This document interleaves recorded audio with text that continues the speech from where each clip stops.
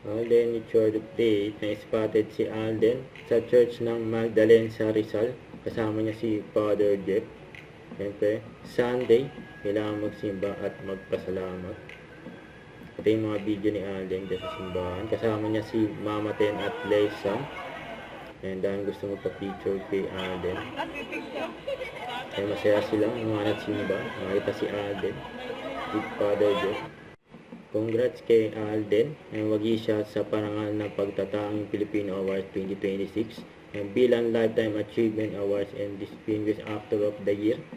Ang awarding ceremony ay gaganapin sa May 10. Yun, no?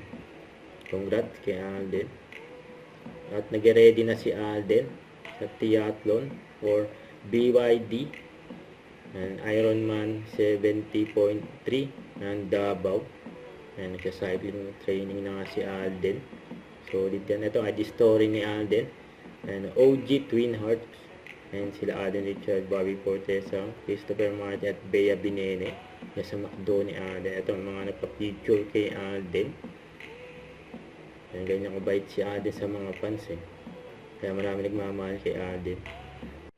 Don't forget to subscribe, click the notification bell for more updates. This is featured in iTunes Live. Stay tuned for more videos.